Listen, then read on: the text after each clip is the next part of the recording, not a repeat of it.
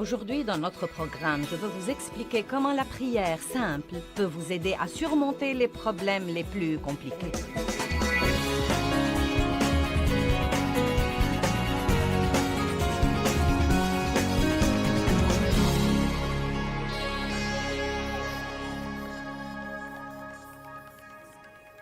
Ce qui compte dans la prière, c'est la sincérité du cœur. La Bible nous enseigne que Dieu prête attention à la prière simple et fervente. Mais écoutez, la prière fervente n'est pas nécessairement retentissante ou longue. C'est la prière passionnée, la prière que vous priez de tout votre cœur. C'est la prière où le cœur y est. En fait, j'ai traversé une période de temps avec Dieu où il m'a défié de lui demander ce que je voulais et ce dont j'avais besoin en aussi peu de paroles que possible. Et c'était vraiment difficile parce que nous avons du mal à dire, par exemple, si nous faisons quelque chose de mauvais, « Dieu, je sais que c'était mauvais, je l'admets, et je te demande de me pardonner. » Merci, Seigneur. Amen. Nous avons du mal à faire ça. Oh Dieu, j'ai besoin que tu me pardonnes. Dieu, pardonne-moi. Oh Dieu, pardonne-moi s'il te plaît. Oh Dieu, tu dois me pardonner. Dieu, je suis si désolé. Dieu, je ne recommencerai jamais s'il te plaît. Et à dire vrai, je crois parfois que nous essayons de nous impressionner, si vous voulez la vérité. Je ne crois même pas que nous parlons à Dieu. Nous essayons de nous impressionner par l'étendue de notre spiritualité. Je suis stupéfiée par les gens qui, quand ils prient, changent complètement de voix.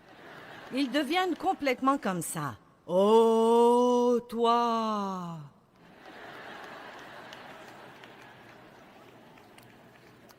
Donc, je ne sais pas ce que vous en pensez, mais la prière est une conversation avec Dieu. C'est demander à Dieu de répondre à vos besoins ou aux besoins de quelqu'un d'autre. C'est le louer, c'est le remercier, c'est l'adorer. C'est lui confier des choses et lui consacrer des choses. C'est beaucoup de choses merveilleuses qui devraient faire partie de la vie de tous les jours. Tout comme la respiration. La prière devrait être comme la respiration. Ne pas prier est un péché. La pire chose qui puisse arriver si vous ne priez pas, c'est rien. En d'autres termes, si vous ne priez pas, rien n'arrivera. Eh bien, quelles sont certaines des raisons pour lesquelles la prière n'est pas exaucée? Tout d'abord, je ne sais pas si nous pouvons dire qu'une prière n'est pas exaucée. En fait, Dieu ne dit pas toujours oui. Vous savez, Dieu dit parfois, pas maintenant. J'ai en fait entendu des gens dire que Dieu ne dit pas non, mais je ne crois pas ça. Si je demande quelque chose qui n'est pas la volonté de Dieu, il me dira non. Sinon, je croirais qu'il ne m'aime pas. Parfois, il dit « attends ». Parfois, il dit « oui ». Et parfois, il dit « non ». Mais une des choses que nous devons comprendre, c'est que quoi qu'il dise, ce qu'il dit est toujours juste. Et si Dieu dit « attends », c'est que c'est mieux pour moi d'attendre. Quel que soit ce que ça me fait mal, quel que soit ce que j'en pense, il y a une certaine raison pour laquelle ce n'est pas bon ou ce n'est pas mieux pour moi d'avoir cette chose maintenant. Si Dieu dit « non », il n'essaye pas de me cacher des choses, il n'essaye pas de m'empêcher d'avoir quelque chose que je veux. Il a simplement quelque chose de meilleur en tête, et je ne suis pas assez intelligente pour savoir comment le demander. Donc je suis reconnaissante que Dieu me donne ce qu'il sait que je devrais avoir. Et laissez-moi vous dire quelque chose, bien-aimé. Quand vous arrivez au point où vous pouvez faire confiance à Dieu dans ces choses-là, ce que la vie peut devenir douce. Car vous n'êtes plus obligé de lutter avec les choses tout le temps. Vous savez ce qui nous contrarie? Essayez de faire que quelque chose se produise, que seul Dieu peut en fait produire. Allez, comprenez ça ce soir. Essayez de faire que quelque chose se produise, que seul Dieu peut produire. Puis-je vous dire quelque chose? Vous ne pouvez pas changer les membres de votre famille. Bulletin, flash, flash du ciel. Vous ne pouvez pas changer les membres de votre famille. Vous pouvez leur donner l'exemple. Et à dire vrai, si nous faisons un petit effort pour donner l'exemple un peu plus, et si nous fermons notre bouche un peu plus, et si nous arrêtons de dire à tout le monde ce qu'ils devraient faire, eh bien, c'est encore tôt et je prêche bien déjà.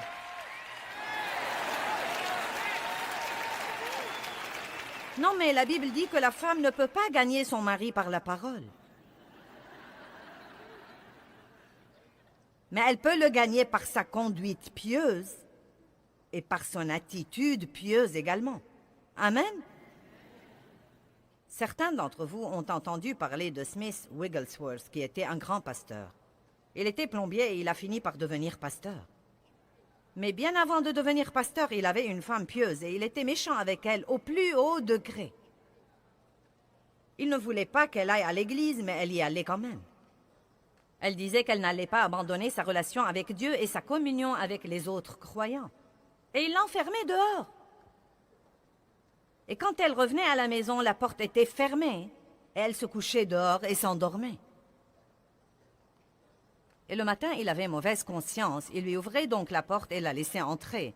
Elle lui disait « Bonjour, Smithy » et elle lui préparait son petit déjeuner. Je sais ce que j'aurais fait, ça n'aurait pas été « Bonjour, Smithy ».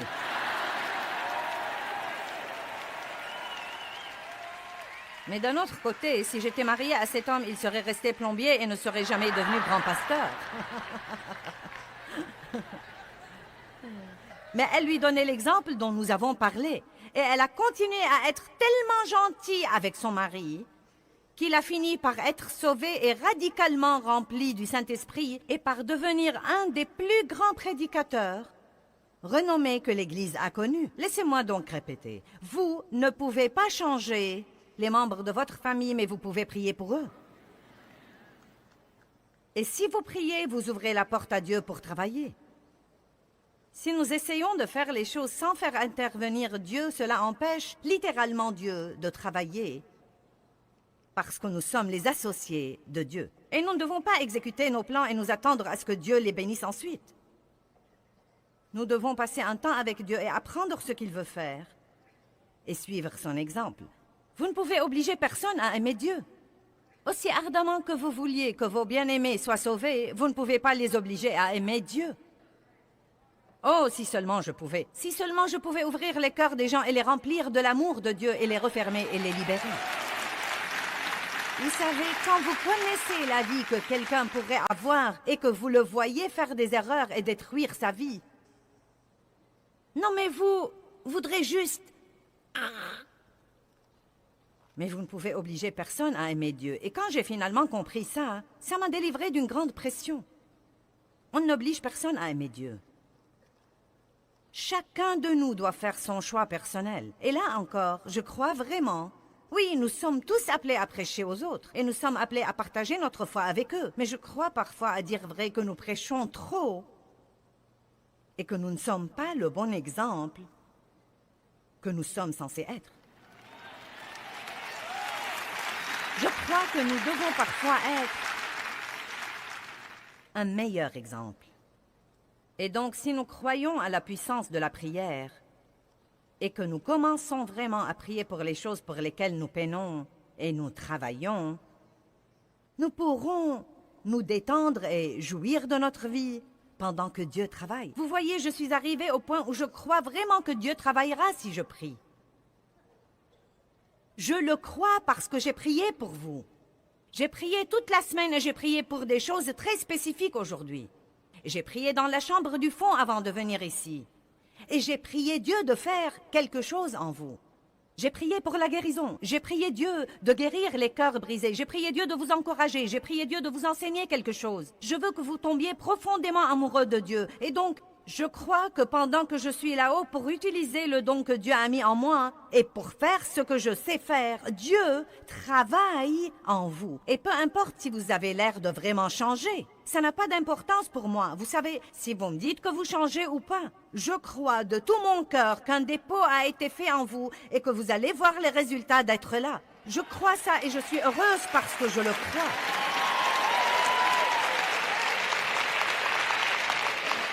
Je suis heureuse au plus haut degré, car je crois en ce moment que je suis au milieu de la volonté de Dieu. Et je crois que ce que je fais, je le fais de mon mieux. Et je crois que la parole de Dieu va avoir un effet sur vous. Savez-vous quand j'étais malheureuse? Quand je venais ici et pendant que je prêchais, j'observais les visages des gens qui sont dans la salle. Quelqu'un faisait...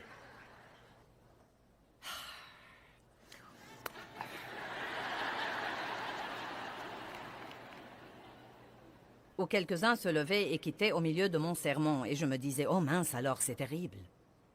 C'est horrible, j'ai le mauvais message. Non, non, non, non, non, non. Non. Vous devez croire que Dieu travaille quand vous priez. Je suis maintenant arrivée au point où si quelqu'un quitte quand je prêche, je me dis, tu rates un bon message. Non, mais vous devez avoir un peu de confiance. Arrêtez de laisser vos circonstances vous gouverner. Puis-je vous dire quelque chose? Regardez-moi. Vous n'avez pas assez de temps à perdre sur cette terre à être malheureux. Bonjour. J'ai dit que nous n'avions pas assez de temps à perdre sur cette terre à être malheureux. Et vous savez, quand vous avez 13 ou 14 ou 20 ou 25 ans, vous croyez que vous avez du temps à perdre. Mais quand vous commencez à avoir 50 et 60 et 61 et 62 et 63 et Dave a 66 ans... Quand vous vieillissez comme ça, quand vous prenez de l'âge... Non, sérieusement, vous savez quoi? Plus vous vivez, plus vous réalisez que vous n'avez plus de temps à perdre. Je ne vais plus gaspiller mes jours à être fâché désormais. Vous m'offensez, je prie pour vous. Vous me blessez, je prie quand même pour vous. Je ne vais plus vivre malheureuse désormais. Vous m'entendez? J'ai dit que je n'allais plus vivre malheureuse désormais. Et vous devez vous-même être aussi intransigeant sur ce point. Vous devez croire à la puissance de la prière et arrêter d'essayer de faire quelque chose à propos de quelque chose pour lequel vous ne pouvez rien faire. Arrêtez d'essayer de vous débarrasser de choses dont Dieu seul peut vous débarrasser. Et n'essayez plus d'avoir toutes ces choses que vous n'allez jamais avoir, à moins que Dieu ne décide de vous les donner. Voici donc ce que je dis. Si vous voulez une chose, demandez-la à Dieu. S'il ne vous la donne pas, sachez qu'il a quelque chose de mieux en tête, ou que ce n'est pas le bon moment. Ne piquez pas une crise là-dessus. Si vous ne l'avez pas quand vous croyez que vous devez l'avoir, dites elle viendra. Elle fait son chemin. Le seul moyen de recevoir quoi que ce soit de Dieu, c'est de le croire d'abord par la foi et ensuite vous le verrez se réaliser. Vous savez qu'est-ce que la foi? La foi, c'est croire en l'invisible. C'est ce que c'est que la foi. La foi, c'est croire en ce que vous ne pouvez pas voir. Si vous pouvez le voir, vous n'avez pas besoin de foi. Les raisons pour lesquelles une prière n'est pas exaucée. Eh bien, tout d'abord, les gens ne prient pas. C'est la première grande raison. Allez à Jacques 4:2. Vous apprendrez à libérer des choses par la prière. Non, mais vous aurez tellement de foi dans votre vie de prière au moment où vous partez d'ici que vous saurez que votre première solution à toutes les choses exaspérantes dans la vie est juste de prier là-dessus. Et non pas de prier là-dessus et de vous inquiéter et de potiner. De prier là-dessus et de faire une confession négative. Bonjour. Vous savez, je crois que Jacques chapitre 4 nous enseigne beaucoup de choses. Verset 1, d'où viennent les luttes? Les luttes, c'est tout ce bouleversement que nous avons. Exaspéré, énervé, dérangé. D'où viennent les luttes et comment est-ce que les conflits et les querelles surviennent parmi vous? Il dit, eh bien, ils surviennent de vos désirs qui combattent toujours dans vos membres physiques. En d'autres termes, il dit, les luttes surviennent à cause des trucs que vous voulez. Vous êtes jaloux, vous convoitez ce qu'ont les autres. Vos désirs ne sont pas réalisés et vous devenez des meurtriers car détester, c'est assassiner en ce qui concerne vos cœurs. Wow! Donc, qu'est-ce que ça dit de la jalousie? Vous êtes devenu très silencieux. Non, mais pensez-y.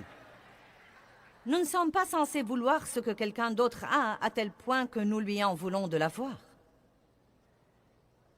Et vous savez ce que j'ai finalement découvert et qui m'a finalement beaucoup soulagée?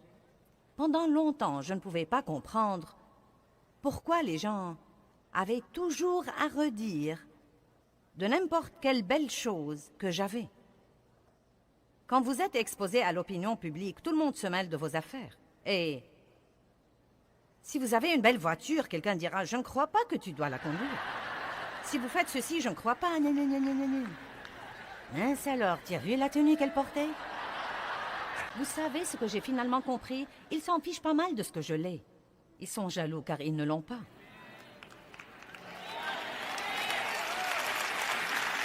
Et il en va de même pour vous, vous savez.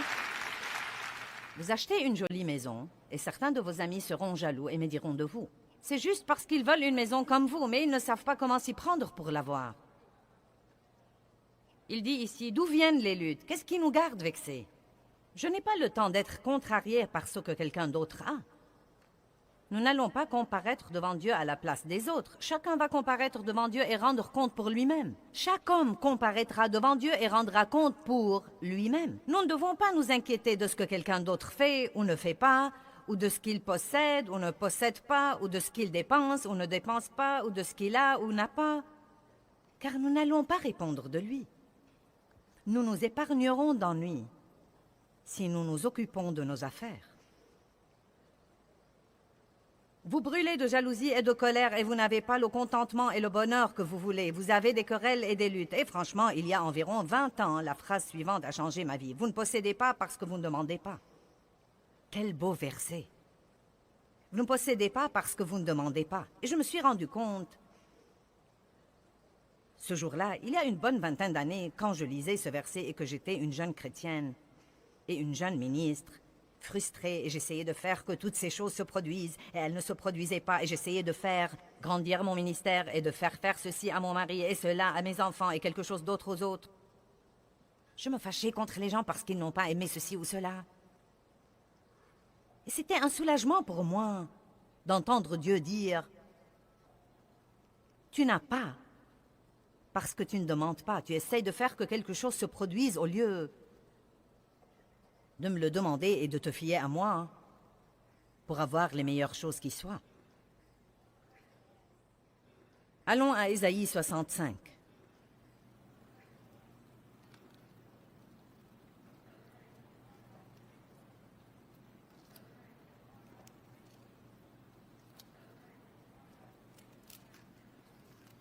Versets 1 et 2. Je crois que ce sont des versets plutôt tristes.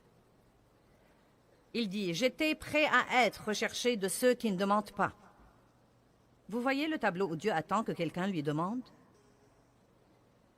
J'étais prêt à être recherché de ceux qui ne demandent pas. J'étais prêt à être trouvé par ceux qui ne me cherchent pas. J'ai dit « Me voici, me voici. » Dit le « Je suis » à une nation Israël qui ne s'appelait pas de mon nom. J'ai tendu mes mains tous les jours vers un peuple rebelle qui marche dans une voie mauvaise au gré de ses pensées. C'est triste. Vous voyez le tableau où Dieu dit, comme Jésus a dit dans Matthieu 11, « Venez à moi, vous tous qui êtes fatigués et chargés. » Si vous êtes inquiets, venez à moi. Si vous êtes stressés, venez à moi. Si vous êtes chargés, venez à moi. Si vous êtes blessés, venez à moi. Allez au trône et non pas au téléphone. Les gens à l'autre bout du fil ne savent pas ce qu'ils font eux-mêmes. Ils ne sont pas qualifiés pour résoudre vos problèmes.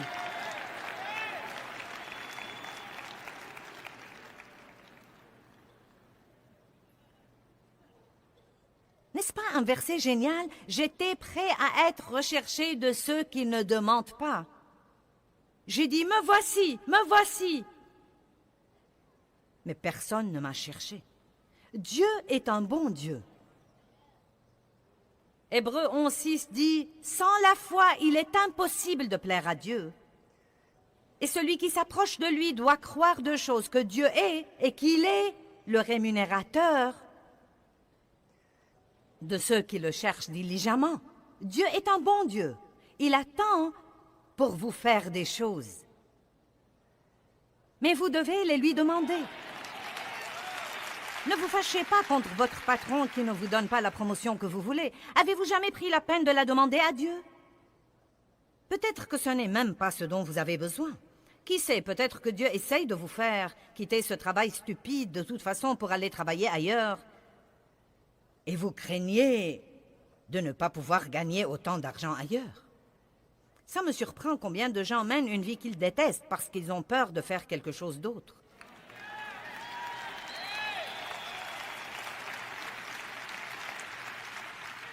Voici un bulletin du ciel, je l'ai juste reçu. Vous ne pouvez pas suivre le Saint-Esprit et ne pas être heureux.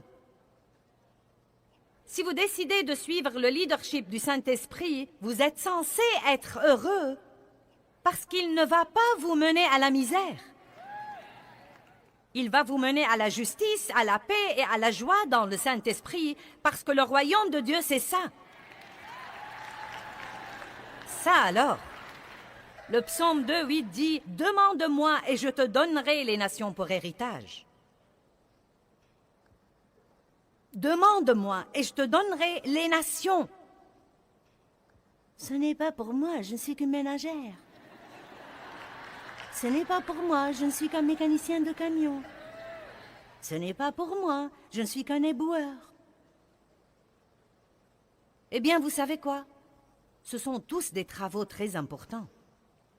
Mais mince alors, vous pouvez prier pour les nations et vous pouvez prier Dieu de vous donner vos voisins et de vous donner les nations. Si vous n'allez pas prier des prières hardies, vous n'allez jamais rien avoir de Dieu. Vous pouvez avoir un peu, car si vous priez pour un peu, vous pourriez avoir un peu. Mais je préférerais prier pour beaucoup et en avoir la moitié plutôt que d'avoir le peu.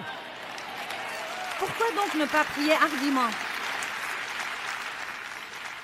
C'est la deuxième raison que j'ai ici pour laquelle les gens croient que leurs prières ne sont pas exaucées ou ne sentent pas que la prière produit grand-chose dans leur vie. C'est que les gens ne prient pas hardiment. Eh bien, Dieu, si tu me fais juste ceci. Dieu, si tu me fais juste cela. Je ne veux pas exaspérer personne, j'essaie juste de donner un coup de pied à une vache sacrée, là.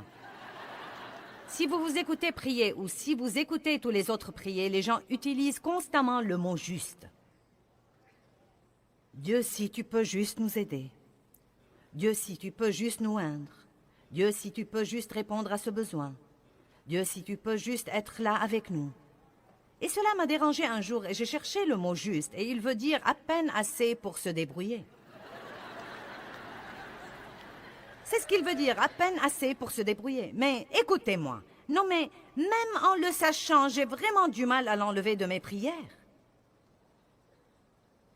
Et je crois que c'est cette attitude innée en nous comme quoi, eh bien, ne vous avisez pas de trop demander à Dieu. Eh bien, Dieu, veux-tu me pardonner juste cette fois? Pourquoi ne pas dire, Dieu, pardonne-moi cette fois, et demain j'aurai besoin que tu me pardonnes encore une fois? Car c'est bien la vérité, et Dieu la connaît déjà.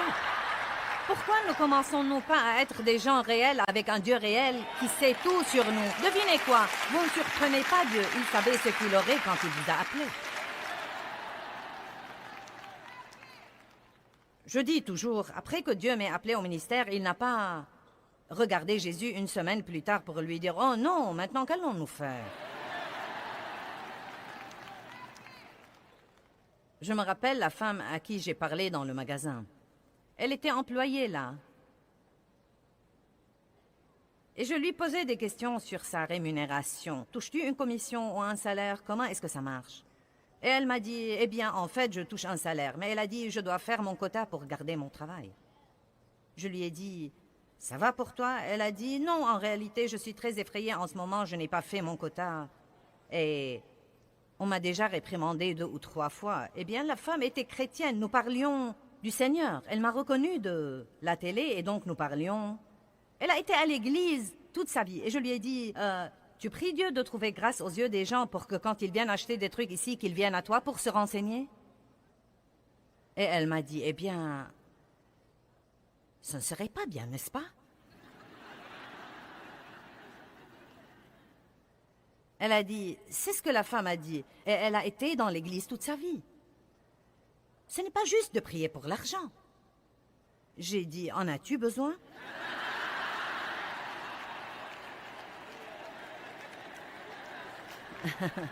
Si tu en as besoin et que tu ne l'as pas, tu devrais commencer à prier là-dessus, car c'est le seul moyen dont tu vas l'avoir. La Bible dit, et mon Dieu pourvoira à tous mes besoins.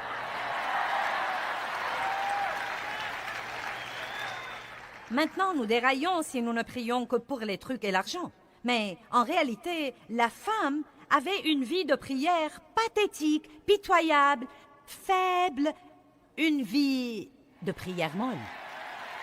Et voilà le Dieu de tout l'univers, qui possède tout, qui a vraiment le tout. À qui le donnerait-il sinon à ses enfants? Mais il dit, vous n'avez pas parce que vous ne demandez pas. Demandez et continuez à demander. Frappez et continuez à frapper. Cherchez et continuez à chercher.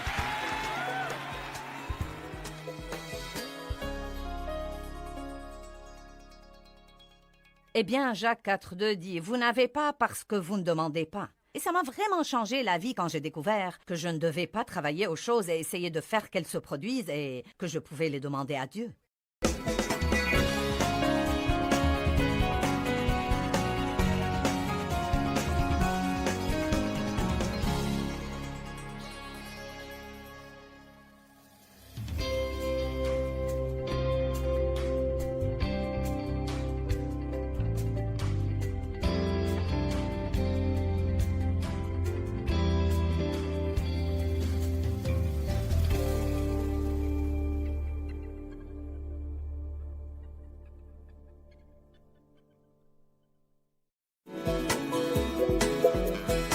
Est-ce que vous savez que les limites peuvent vous aider à mener une vie meilleure et beaucoup plus paisible?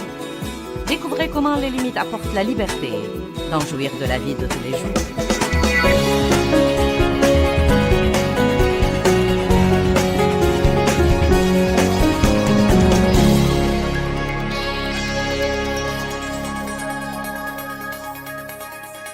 Je crois qu'il y a un moyen de vivre et d'être en sécurité, mais il y a aussi des moyens de nous mettre vraiment en danger. Nous allons parler de mettre des limites qui éliminent le stress de votre vie, d'avoir des frontières et des limites et des marges dans votre vie. En réalité, Dieu m'a demandé l'idée de cette barrière. Et nous allons prétendre que c'est notre zone de sécurité. Et donc, je peux prêcher pas mal de sermons à l'intérieur de cette barrière. Mais cette barrière que vous voyez représente en fait la parole de Dieu. Et la parole de Dieu devient vraiment une barrière dans nos vies. Elle nous dit ce que nous pouvons faire. Et être en sécurité est ce que nous ferions mieux de ne pas faire pour ne pas nous mettre en danger. Et un des petits exemples que je vais utiliser ce week-end est que, vous savez, beaucoup de personnes sont exaspérées parce que le chien de leur voisin vient salir leur jardin et ils rouspètent toujours contre le chien et contre leur voisin. Mais la vérité est que s'ils avaient mis une bonne barrière, le chien du voisin n'aurait pas sali leur jardin. Ne vous fâchez pas contre le chien ou contre le voisin si vous ne faites pas ce que vous êtes censé faire. Il y a des gens qui font du mal aux autres. Et beaucoup d'entre vous, si je vous demandais combien d'entre vous ont été vraiment blessés par quelqu'un, la plupart d'entre vous vont probablement lever la main. Mais la vérité, c'est que parfois, les gens nous font du mal parce que nous ne mettons pas de limites ni de barrières. Nous ne leur disons pas, vous savez, vous n'allez pas me faire ça et rester en relation avec moi, ou je n'accepte pas ce comportement, je n'accepte pas votre façon de me parler. Et vous allez m'entendre dire ça plus d'une fois ce week-end, mais je vais commencer à le dire maintenant pour que vous commenciez à y penser. Une des raisons pour lesquelles il nous est difficile de mettre des barrières entre nous et les autres, c'est que nous ne le faisons pas assez tôt. Je crois que beaucoup de fois, nous attendons trop longtemps et nous laissons les gens qui sont dans nos vies prendre beaucoup de mauvaises habitudes. Et nous leur laissons passer beaucoup de choses que nous n'approuvons pas et que nous n'aimons pas depuis le début. Mais nous essayons de les éliminer par la prière ou bien, vous savez, nous ne voulons pas blesser ces personnes ou ceci ou cela ou quelque chose d'autre. Et parfois, même en tant que chrétiens, nous nous embrouillons à propos de l'amour et nous ne savons même pas vraiment ce que nous devons dire aux autres ou combien nous devons supporter. Et donc, nous allons essayer de clarifier beaucoup de ces choses-là ce soir. Et nous avons besoin de barrières dans beaucoup de domaines. Et à vrai dire, la discipline, la maîtrise de soi et la discipline, et mettre des frontières et mettre des barrières dans nos vies sont parmi les choses importantes que nous puissions faire. Et comme vous le savez, une vie sans discipline est une vie qui court sûrement au désastre. Et donc, c'est parti. Le message de ce soir s'intitule « Marcher sur le fil du rasoir » et nous trouvons ça fascinant. Et nous disons « Ouais !» Je marche sur le fil du rasoir. Eh bien, c'est plutôt devenu une façon populaire de voir la vie aujourd'hui. Mais franchement, Dieu ne veut pas que nous marchions sur le fil du rasoir. Car si vous faites cela, vous n'aurez aucune marge pour quoi que ce soit. Ce que nous devons faire, c'est vivre de façon à avoir la paix et à éliminer le stress de notre vie. J'ai donc une question pour commencer. Est-ce que vous menez une vie vraiment insoutenable? Vous dites, qu'entendez-vous par là? Est-ce que vous vous surprenez à dire, eh bien, je ne peux plus faire ça? Je ne peux pas continuer comme ça? Si je dois vivre comme ça 1 an de plus, ça va probablement m'achever. Croyez-moi, je n'en peux plus, c'en est vraiment trop. Si vous dites des choses comme ça et que vous êtes sérieux, et à vrai dire, ceux qui disent ces choses sont plus nombreux que ceux qui ne les disent pas. C'est incroyable le nombre de gens qui disent qu'ils mènent une vie qu'ils ne peuvent pas supporter du tout. Je connais des gens, beaucoup de gens dans le ministère, qui me disent tout le temps, je ne peux pas continuer à faire ça, je ne peux pas continuer à travailler autant, je ne peux pas continuer à voyager autant, je ne peux pas continuer. Vous savez, donc ce que vous dites vraiment, quand vous dites ça, et je sais que j'ai des limites et que je les ai atteintes, mais je vais les ignorer et voir si je peux m'en tirer. J'ai enseigné un jour un message intitulé « Les avertissements ignorés ». Et vous savez, votre corps vous donnera des avertissements. Votre corps vous le dira quand vous le poussez trop. Mais que faisons-nous? Oh, ça va. Les gens avec qui vous êtes en relation vous donnent des avertissements. Quand ils commencent à vous dire « Je sens que je ne te vois jamais ». J'ai l'impression, quand on est ensemble, que tu ne m'écoutes vraiment pas. J'ai l'impression que tu n'as jamais de temps pour moi. Tu es toujours en retard chaque fois que nous sommes censés faire quelque chose. Les gens vous donnent des avertissements. Ils vous font savoir qu'ils ne sont pas heureux. Mais combien de gens font quelque chose pour améliorer leur relation avant que ce ne soit vraiment trop tard? Amen? Si vous savez que vous menez une vie insoutenable, je veux vous suggérer de prendre la décision dans ces 3 jours à venir de ne pas remettre le changement à 1 an, ou à 2, ou 3, ou 4, ou 5 plus tard, ou jusqu'à ce que vous ayez une dépression nerveuse, ou une crise cardiaque, ou que vous perdiez tous ceux qui sont dans votre vie. Mais vous devez faire les changements que vous devez faire pour mener le genre de vie que vous croyez que Dieu veut que vous ayez. Et la vie qu'il veut que vous ayez doit être une vie paisible et vraiment puissante. Jésus a dit « Je vous laisse ma paix ». Nous ne sommes pas censés être tout le temps stressés et frustrés et sur le point de craquer en essayant de survivre jour après jour. Allons maintenant à Nombre chapitre 11 à partir du verset 10. Ça a l'air de quelque chose dont vous avez besoin?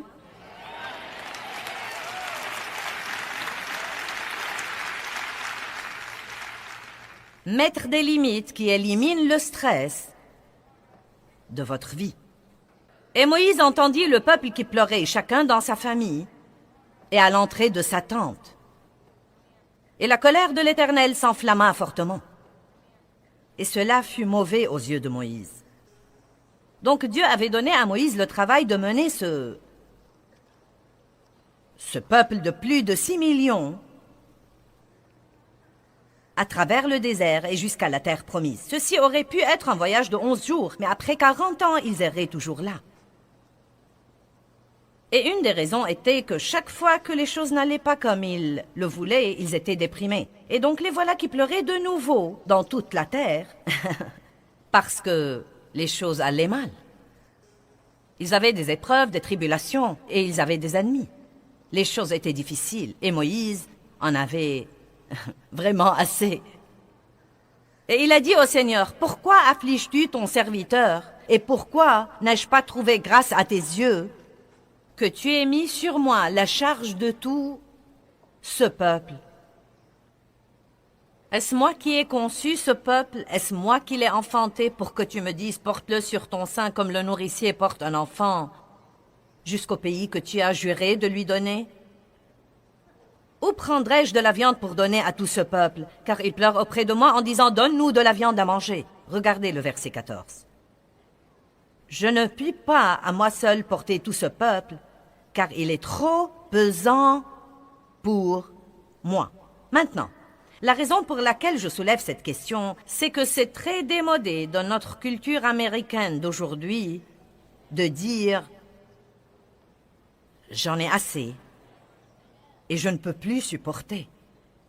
Je crois que beaucoup de fois, malgré tout ce que nous faisons, nous croyons que nous devons être capables de faire tout et nous regardons tous les autres qui semblent pouvoir faire tant de choses en même temps. Et vous savez, la dame qui peut travailler à plein temps et élever 5 enfants et gérer sa maison et être dans le comité d'école et être dans le comité d'église.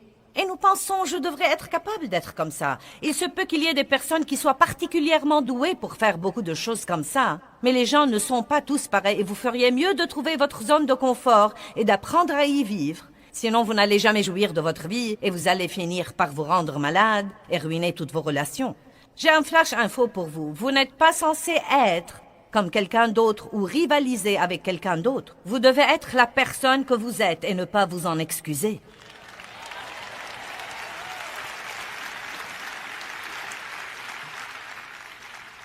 Il n'y a pas de mal à dire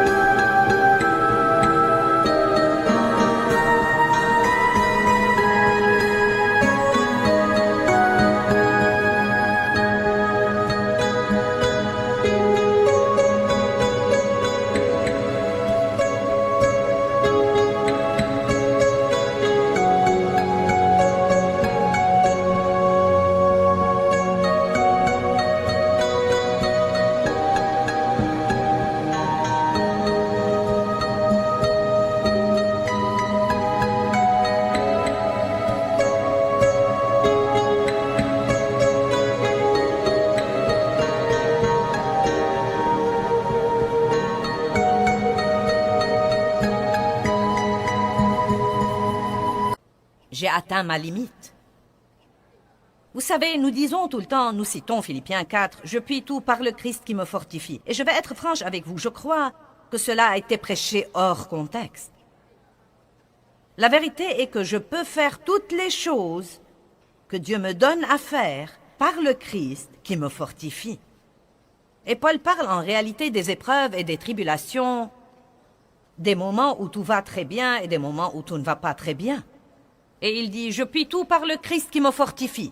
Car la Bible nous promet que, quel que soit ce qui vient contre nous, Dieu va nous donner la capacité de le supporter et il va nous montrer le moyen d'en sortir. Mais nous utilisons ce verset pour dire que nous pouvons avoir 3 emplois et faire ceci et faire cela et faire ceci et cela et quelque chose d'autre sans jamais nous reposer et sans jamais dormir et en maltraitant notre corps. Je puis tout par le Christ qui me fortifie. Et vous savez, chaque fois que vous prenez la parole de Dieu hors contexte, ça va créer des problèmes dans votre vie. Maintenant, je ne suis pas une personne qui abandonne.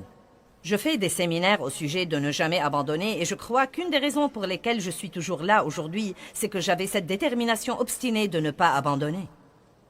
Mais je dois cependant vous dire que vous ne pouvez pas aller au-delà de ce que Dieu vous a appelé à faire. Et vous ne pouvez pas aller au-delà de la grâce de Dieu sur votre vie.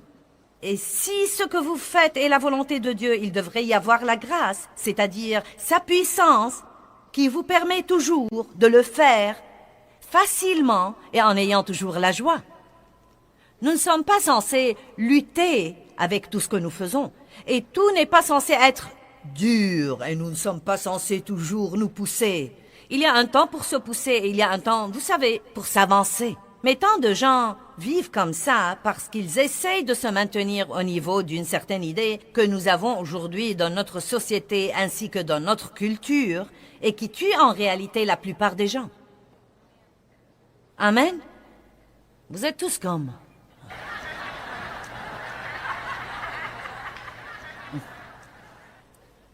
Exode 18. Écoutez-moi bien. Y a-t-il quelqu'un que vous connaissez et que vous aimez et respectez, qui est un bon ami à vous, qui vous dit que vous devez faire des changements radicaux dans votre vie? Non, mais est-ce que quelqu'un vous a dit que vous feriez mieux de commencer à mieux vous occuper de vous-même? Est-ce que quelqu'un vous a dit ça? Pas assez d'entre vous? Je vais donc vous le dire moi-même. Est-ce que quelqu'un vous a dit que vous devriez dormir plus, que vous devriez manger mieux, que vous devriez vous reposer davantage, que vous devriez... Bien. Vous savez, je crois que Dieu parle par les gens, et pas nécessairement par les gens chrétiens. Il a parlé, par exemple, à un prophète par un âne.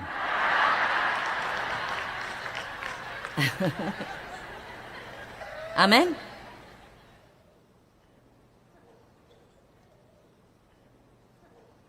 Et Dieu a parlé à Moïse par son beau-père. Vous voyez, Moïse était un de ces gens-là, je crois. Les gens du type leader fort qui veulent faire le tout, qui prennent leurs responsabilités très au sérieux. Je suis comme ça. Si vous me donnez la responsabilité de faire quelque chose, non mais si c'est humainement possible de le faire comme il faut, j'essaye de le faire. Je suis une fanat de faire mon devoir et de faire ce que je promets de faire. Et ce sont de bonnes qualités et de bons traits de caractère. Mais je peux aussi vous dire que quand j'ai commencé ce ministère par le leadership de Dieu en 1976, j'ai donné des études de Bible à la maison pendant 5 ans et j'ai travaillé dans le ministère de quelqu'un d'autre pendant 5 ans. Et ensuite, pendant les 22 dernières années, nous avons voyagé et nous sommes passés à la télé. Et vous savez, non mais, croyez-moi, c'est agréable de dire, eh bien vous savez, nous sommes à la télé dans le monde entier. Il suffit d'un bip pour le dire comme ça. Psst, vous savez. Mais, Seigneur, aie pitié, non mais, ce qu'il a fallu pour le faire. Non mais, l'effort et le travail et la foi et le jugement et les critiques et les malentendus, vous savez, toutes ces choses différentes. Et vous savez, j'ai dû bien apprendre à laisser Dieu être Dieu et à ne pas essayer de faire que les choses se produisent en dehors de leur timing. Et toutes les choses que vous traversez vous aussi. Mais je vais vous dire quelque chose dont je ne suis pas fière, mais c'est absolument vrai. Je suis dans le ministère depuis 32 ans. Et probablement les 20 premières années où j'étais dans le ministère, je me sentais mal fichue physiquement la plupart du temps. Et je courais chez les médecins, et j'essayais ceci et cela, et je prenais toutes les pilules et les vitamines et tous les trucs naturels qui me tombaient sous la main. Et les médecins me disaient parfois, eh bien tu sais, c'est juste le stress. Un médecin, j'étais chez lui durant 5 minutes et il m'a dit, tu es une personne plutôt intense, n'est-ce pas?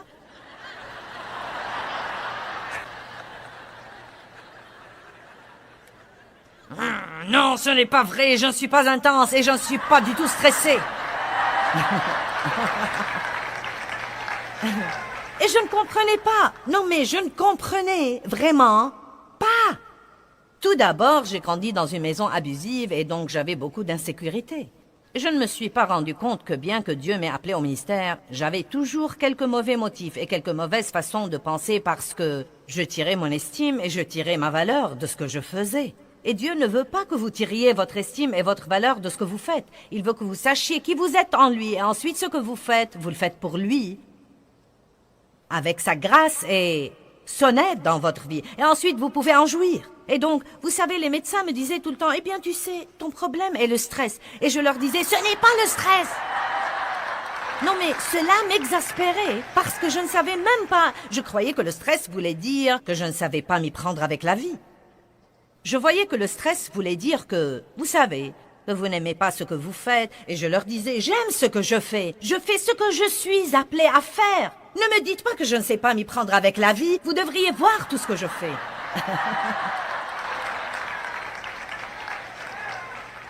Mais après 20 ans de croire qu'ils étaient tous fous, ce qu'il y a d'intéressant, c'est que personne d'autre ne savait ce que je ressentais. J'ai juste continué à me pousser et à m'avancer. Non, mais je voyageais et je faisais des réunions et...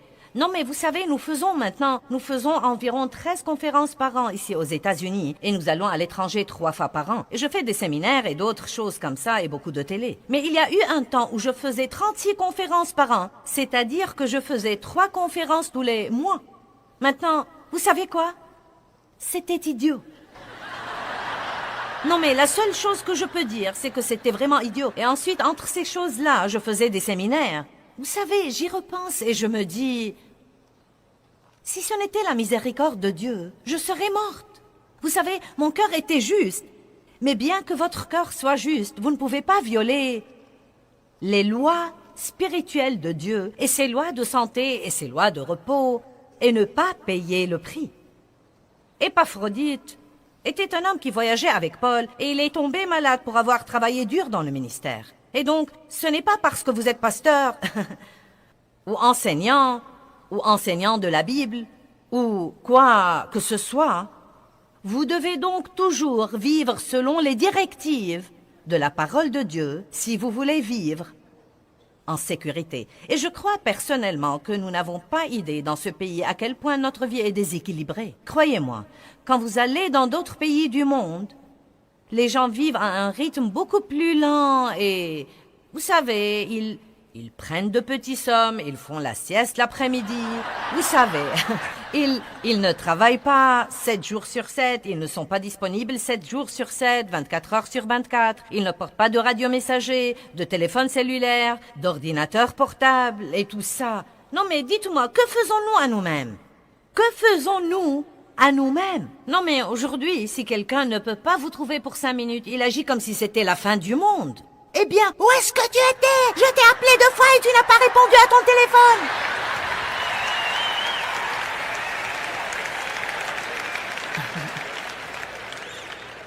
Mais voilà la chose que je veux vous dire. Écoutez-la, s'il vous plaît. Le monde ne va pas changer. Le diable ne va pas changer. Vous n'êtes pas sûr que les autres personnes dans votre vie vont changer.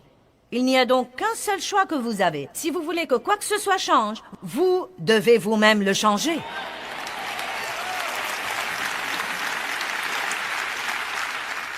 Et je veux aussi vous dire très franchement que quand vous le changerez, beaucoup de gens n'aimeront pas ça.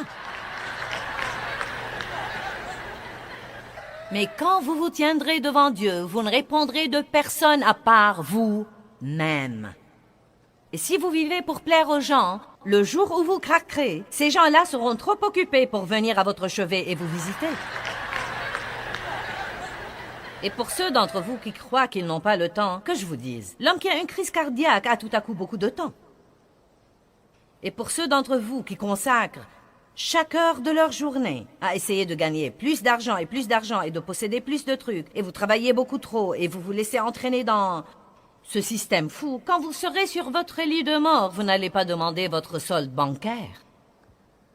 Ça ne va pas vous intéresser, vous allez vouloir votre famille, vos amis, et si vous ne prenez pas le temps de nouer des relations maintenant, écoutez-moi bien, vous ne pouvez pas avoir de bonnes relations sans investir un temps de qualité. J'ai entendu ça et je l'ai trouvé très intéressant. Écoutez ça. Toutes nos relations dans la vie sont nourries dans la marge de notre vie personnelle. Et votre marge est le temps que vous avez entre vos différentes activités. Comme, quelle est la marge que vous avez le matin avant de quitter la maison pour courir au travail? Quelle est la marge que vous laissez entre les rendez-vous? Quelle est la marge que vous laissez pour pouvoir vraiment passer un temps de qualité avec votre famille pendant la soirée? Combien de gens aujourd'hui ont des repas de famille? On n'en entend plus parler. Une des choses dont mes enfants se souviennent, c'est que tous les soirs, quand ils étaient petits, nous nous mettions à table et nous avions notre repas de famille. Je me rends compte que les temps ont changé. Mais vous savez, nous devons juste arrêter d'utiliser cette excuse. Eh bien, les temps ont changé, les temps ont changé, les temps ont changé. Vous savez quoi? Dieu n'a pas changé. Il n'a pas changé. Et je ne vous donne pas une règle comme quoi vous devez avoir un dîner de famille tous les soirs, mais je dis tout simplement, quand vous y pensez, vous ne nourrissez pas vos relations au travail. Vous ne nourrissez pas vos relations quand vous courez d'un rendez-vous à l'autre. Donc le seul temps que nous avons vraiment dans notre vie pour...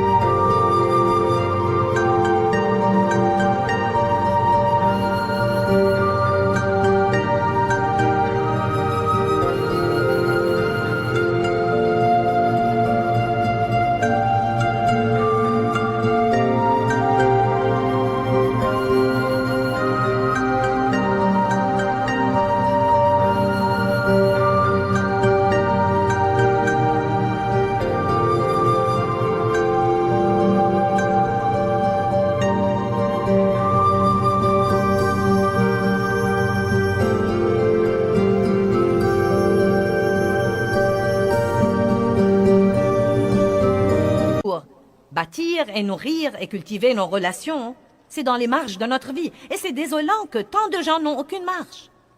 Nous courons d'une chose à une autre, à une autre, à une autre, à une autre, à une autre. Et ensuite, quand nous sommes avec les personnes que nous aimons, nous sommes si stressés que nous rouspétons contre tout le monde. Je prêche bien, vous feriez donc aussi bien de m'applaudir.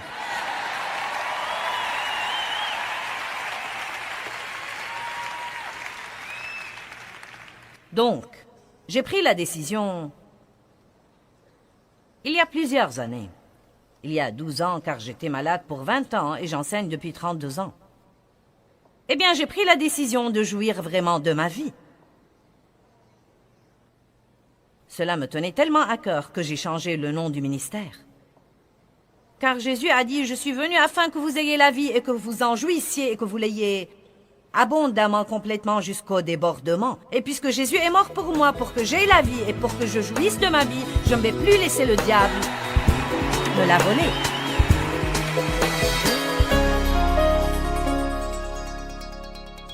Eh bien, les frontières sont vraiment la façon de Dieu de nous protéger si nous les comprenons et si nous les observons. Et je veux vous enseigner tout ce que je peux vous enseigner sur les frontières et sur la vie dans ce que j'appelle la zone de sécurité de la vie.